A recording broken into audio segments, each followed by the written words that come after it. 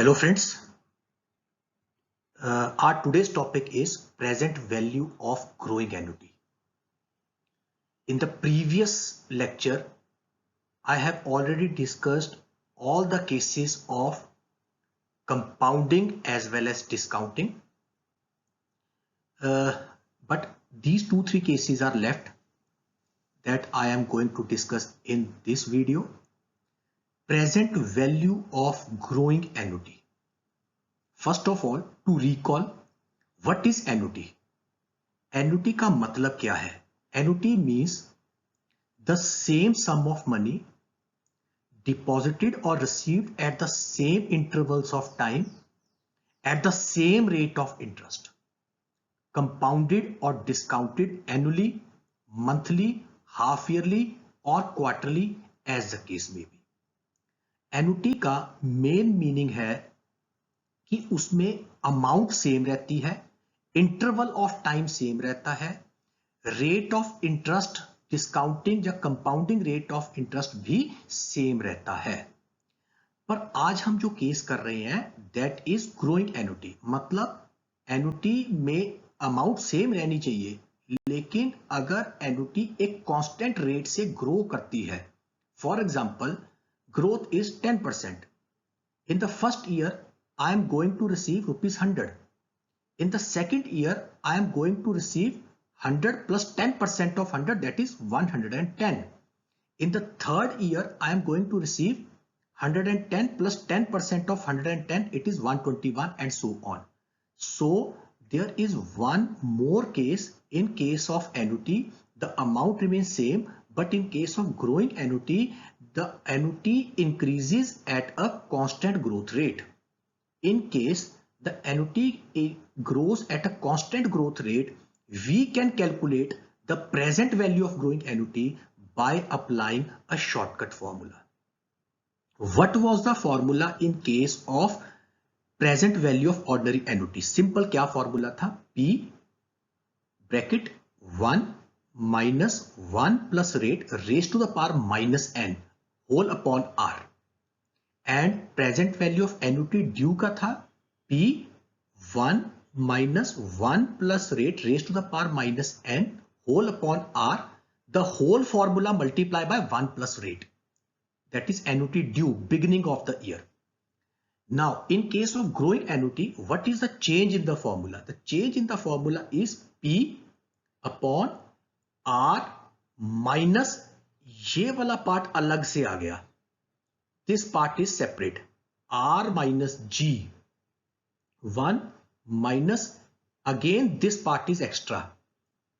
1 plus G raised to the power n. This is not minus n, simple n. और 1 plus R तो पहले भी था. P is the first payment. R is the rate of interest, discounting rate of interest. G is constant growth rate and n is the number of years. So there is a shortcut to calculate the present value of growing ordinary annuity. Growing ordinary annuity means annuity at the end of each year, and growth is always at the end of each year. Now I am explaining this with the help of an example. First of all, I have discussed present value of growing ordinary annuity. The second is present value of growing annuity due. That means the amount is to be received at the beginning of each year. Growth is not at the beginning. The amount is to be received at the beginning of each year. Annuity is to be received at the beginning of each year. The formula is same. Present value of growing annuity, ordinary annuity as calculated above in the previous slide. The whole formula multiply by 1 plus rate. So मैंने पहले भी discuss किया था, ordinary annuity और annuity due में एक ही फर्क है. Ordinary annuity at the end of each year होता है और annuity due at the beginning of each year होता है. तो ऑर्डिनरी एन्युटी के फॉर्मूले में थोड़ा सा चेंज करेंगे तो एन्युटी ड्यू बन जाता है. क्या चेंज होता है? ऑर्डिनरी एन्युटी के फॉर्मूले को होल आंसर को 1 प्लस रेट से मल्टीप्लाई करो, where G is the constant growth rate. Now take an example. Calculate the present value of an amount of rupees 40,000 per annum. The amount is 40,000 per annum, expected to grow at 4%. Growth rate constant है 4%. at 8% per annum rate of interest. Discounting rate of interest is 8% for 5 years in the following two cases. First, ordinary annuity.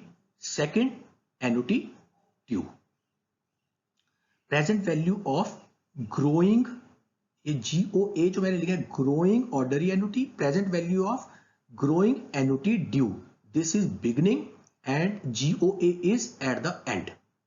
40,000 upon rate is 8%, 0.08 minus growth 0.04 multiply by 1 minus 1 plus G 4%, 1 plus G is 1.04 upon 1 plus R 1 plus 0.08 raised to the power 5. इन दोनों के ऊपर है raised to the power 5. 5 is a time period. इस सारे को जब हमने solve किया तो 1,72,000 is the present value of growing annuity to be received at the end of each year. Now, present value of growing annuity due, the whole formula same मैंने put किया is multiplied by 1 plus rate 1.08. Answer is 185,760. This is very important for JAIIB, CIIB, for BCom and MCom, जहां time value of money का concept चलता है. Last year के exams में भी growing annuity के क्वेश्चन आए हुए हैं और किसी भी बुक में स्पेसिफिकली इनके क्लियर एग्जांपल्स नहीं है. तभी मैंने एक क्वेश्चन की हेल्प से आपको ग्रोइंग ऑर्डिनरी एन्युटी और ग्रोइंग एन्युटी ड्यू दोनों एक्सप्लेन कर दिया. आई थिंक ये वाला टॉपिक आपको समझ आ गया. Next is present value of perpetuity. What is perpetuity? In case of annuity, there is one very important point, the TN. N or T भी कह सकते हैं हम इसे, time period or number of year is given. But in certain cases, a person is going to receive a certain fixed sum of money for indefinite period of time. That means N is not specified. For example, pension. एक person आज retire हुआ है और government employ है वो, supposing उसे pension मिलनी है टिल हिज लाइफ, जब तक उसकी डेथ नहीं होती उस टाइम तक उसे पेंशन मिलनी है. अब यहां एन टाइम पीरियड सर्टन नहीं है. क्यों नहीं सर्टन? पता नहीं उसकी डेथ कब होती है और उसकी कितनी लाइफ है. तो जहां एन सर्टन नहीं है उसे हम बोलते हैं perpetuity, indefinite period. So what is the difference between the previous cases and this case? In previous cases the time period n is given, but in this case n is indefinite, infinity, uncertain. तो उसका बड़ा simple formula है, present value is amount per annum divided by 1 plus rate नहीं है, simple interest rate in percentage. For example, mister A will receive ₹1 lakh per annum as pension till his survival. What is the present value of total pension which he will receive till his survival at 10% discounting rate? So बड़ा simple है. This is not 10,000, this is 1 lakh, sorry. 1 lakh divided by 1.10. तो 0.10. This is total 10 lakh. Amount divided by interest. This is not 1 plus interest. This is simple interest. 10% means 0.10. So this is 10 lakh. This is 1 lakh divided by 0.10. It is 10 lakh. In this case also, in perpetuity also, there is growing perpetuity. Suppose the amount is increased every year at a certain growth rate. Suppose a person is going to receive pension 1 lakh, then next year 1,10,000. Next year 1,21,000. Every year 10% increase growth is there. In that case also we can calculate the value. The only difference is it is amount divided by this amount. Dividend कह सकते हैं, interest कह सकते हैं, amount कह सकते हैं, divided by पहले R था, अब है G माइनस रेट. सिर्फ R नहीं करना, rate minus G, R minus G. Explain कर देता हूं. सपोज 1000 शुरू में था, ग्रोथ रेट 5% है और रेट ऑफ आर जो है वो 10% है. तो 1000 divided by 0.10 minus 0.05 20,000। So R के साथ अब जी भी है, R minus G equal yearly instalment. बहुत इंपॉर्टेंट है, इसका सेपरेट क्वेश्चन आता है। अगर हम लोन प्रक्योर करते हैं और उसकी हमने ईयरली और मंथली इंस्टॉलमेंट निकालनी है, पहले मैं ईयरली इंस्टॉलमेंट का फॉर्मूला बताता हूं। ये फॉर्मूला कहां से ड्राइव हुआ है? ये formula present value of ordinary annuity से ड्राइव हुआ है। Loan amount into R upon 1 minus 1 plus rate raise to the power minus N, मतलब 1 upon 1 plus rate raise to the power N है। ये मैंने एग्जांपल रखी है। किसी पर्सन ने 50,000 रुपीज लोन लिया है आज, 10% compound rate of interest annually है, उस 5 ईयर के लिए लोन लिया है, उसकी हमें ईयरली इंस्टॉलमेंट निकालनी है। 50,000 मल्टीप्लाई बाय रेट, रेट कितना है 0.10 अपॉन 1 माइनस 1 प्लस ये रेट अपॉन 100 क्यों किया? क्योंकि रेट परसेंटेज में है, तो मतलब 0.10 रेस्ट के पावर -5 है। तो माइनस को कैसे ठीक करते हैं? 1 माइनस, हम इसे ठीक करने के लिए 1 upon 1.10 raise to the power 5 कर देंगे। जब इसे सॉल्व करेंगे इट इज 13,192.61 अप्रोक्सीमेटली, मतलब 13,192 उसकी ईयरली इंस्टॉलमेंट है 5 ईयर्स के लिए। अगर मुझे सेम क्वेश्चन को मंथली इंस्टॉलमेंट निकालना है तो मैंने आपको कहा था मल्टीपल कंपाउंडिंग। अब मंथली कंपाउंडिंग और डिस्काउंटिंग करना है तो रेट को 12 से डिवाइड कर देंगे, यहां भी रेट को 12 से डिवाइड कर देंगे और टाइम पीरियड को 12 से मल्टीप्लाई कर देंगे। मैंने आपको फ्रीक्वेंट कंपाउंडिंग, मल्टीपल कंपाउंडिंग किए थे। ईयरली से मंथली में कन्वर्ट करना है तो क्या वे है? आपको आर को डिवाइड करना पड़ेगा मंथली मतलब 12 से, और एन को मल्टीप्लाई करना पड़ेगा 12 से। सेम एग्जांपल रख रहा हूं मैं। 50,000 मल्टीप्लाई बाय आर 10% था, उसको मैंने जब 12 से डिवाइड किया तो आ गया 0.00833 divided by 1 minus 1 plus rate raise to the power minus N, N कितना है 5 और टाइम पीरियड कितना है 12, 60 हो गया। इसको ठीक करने के लिए -60 को ठीक करने के लिए 1 upon 1 plus 0.00833 raise to the power 60। जब इसे सॉल्व किया तो 1062 अप्रोक्सीमेटली मंथली इंस्टॉलमेंट आ गई। जो आज का हमारा लास्ट टॉपिक है that is amortisation of debt. काफी स्टूडेंट्स को और काफी कैंडिडेट्स को ये डेट की अमोर्टाइजेशन या सिंकिंग फंड समझ नहीं आता। It is very simple. मैं किसी एग्जांपल लेता हूं। सपोज किसी कंपनी कॉर्पोरेट एंटिटी ने आज मार्केट में डिबेंचर्स और बॉन्ड्स इशू किए। जब कोई भी कॉर्पोरेट एंटिटी कंपनीज बॉन्ड या डिबेंचर्स इशू करती है, लोगों से डिबेंचर का पैसा ले लेती है और उनको हर ईयर, हर साल या हाफ ईयर के बाद इंटरेस्ट पे करती रहती है till the maturity of the bonds और द डिबेंचर्स।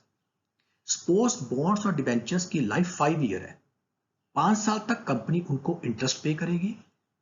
जब 5th ईयर का एंड आएगा, मैच्योरिटी आएगी डिबेंचर्स की, तो कंपनी डिबेंचर होल्डर्स को उनका प्रिंसिपल अमाउंट जो उन्होंने इन्वेस्ट किया था वो रिटर्न कर देगी, जिसे हम बोलते हैं रिडम्पशन ऑफ डिबेंचर्स और बॉन्ड्स, रीपेमेंट ऑफ बॉन्ड्स और डिबेंचर्स। अब कंपनीज को प्रॉब्लम क्या आती है?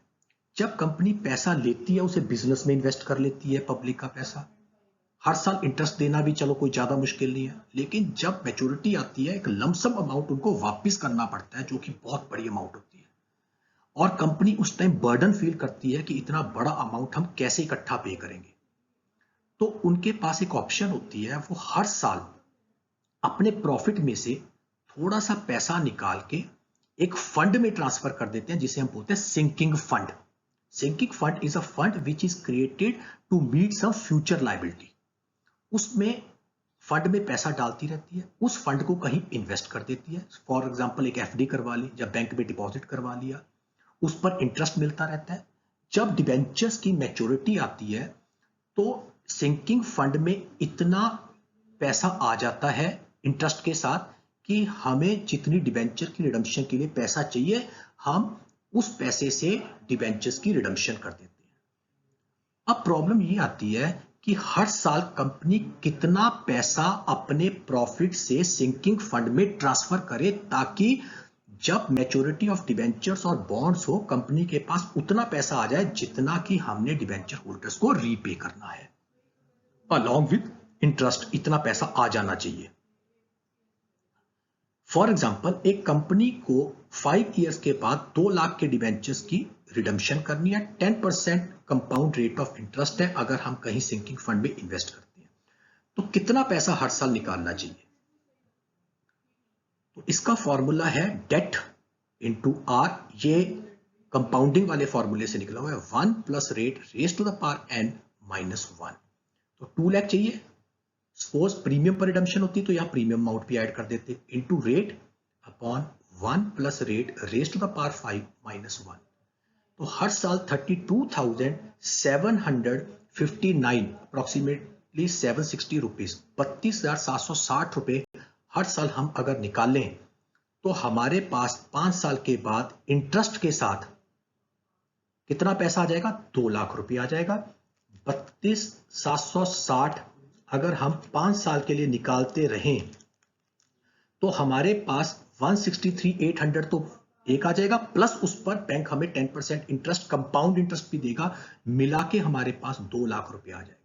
सो कितना पैसा हम अप्रोप्रिएट करें हर साल प्रॉफिट में से निकालें और सिंकिंग फंड में ट्रांसफर करें ताकि इंटरेस्ट के साथ हमारे पास 2 लाख रुपया आ जाए और हम अपने डिबेंचर्स और बॉन्ड्स की रिडम्पशन कर सकें। This is known as sinking fund appropriate. So every year हमें 32,760 रुपीज अपने प्रॉफिट से, कंपनी के प्रॉफिट से निकाल के सिंकिंग फंड में अप्रोप्रिएट करना पड़ेगा और उस पैसे को कहीं ना कहीं इन्वेस्ट करना पड़ेगा, जिस पर हमें अगर 10% रेट ऑफ इंटरेस्ट मिले तो हमारे पास 5 साल के बाद एक्यूमुलेटेड बैलेंस 2 लाख रुपए हो जाएगा और हम अपने डिबेंचर्स की और अपने बॉन्ड्स की रिडम्पशन कर सकते हैं। या कोई फ्यूचर लायबिलिटी है, जैसे फॉर एग्जांपल हमने कोई फिक्स एसेट परचेज करना है, वो भी हम परचेज कर सकेंगे।